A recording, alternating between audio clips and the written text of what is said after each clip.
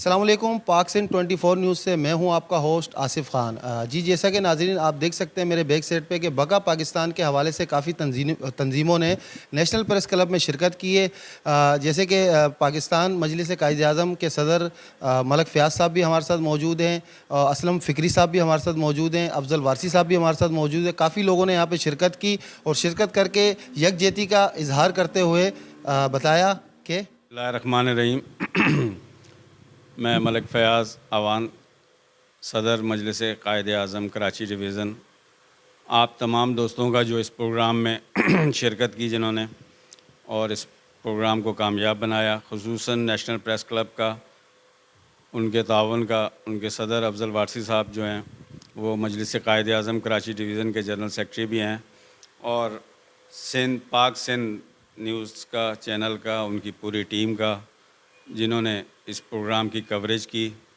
اور ہمارے تقریباً سارے پروگراموں کی کوریج بہت زبردست طریقے سے یہ انجام دیتے ہیں۔ اعوذ باللہ من الشیطان الرجیم، بسم اللہ الرحمن الرحیم۔ جیسا کہ آپ سب جانتے ہیں کہ اس وقت نیشنل پریس کلب کراچی تمام جتنی بھی ہمارے نیشنل ایشوز ہیں، نیشنل ڈیز ہیں، ان کو منانے میں جو ہے وہ اپنا کردار ادا کرتا ہے۔ آج مجلس قائد اعظم کراچی ڈویژن کے تحت ایک تقریب منعقد کی گئی ہے جس کا عنوان ہے سب سے پہلے پاکستان۔ قومی پرچم سے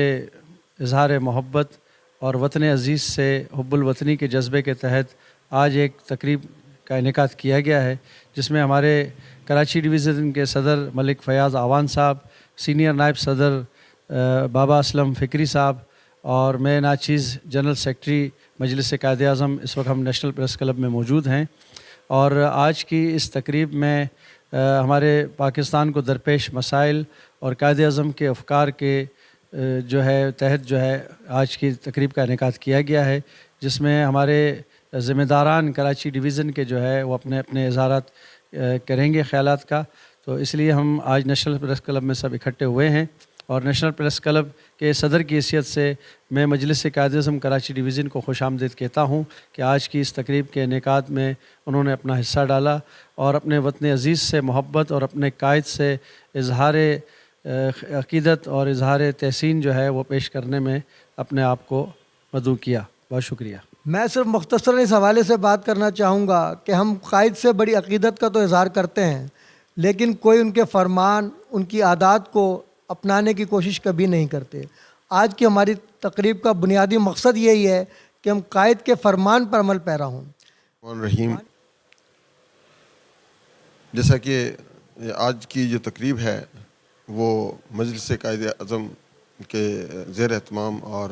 نیشنل پریس کلب کے زیر اہتمام ہو رہی ہے۔ پاکستان نے تو ہم ہیں، ہمیں جو لوگ یہ کہتے ہیں کہ پاکستان نے ہمیں کیا دیا، ہمیں سوچنا یہ ہے کہ ہم نے پاکستان کو کیا دیا۔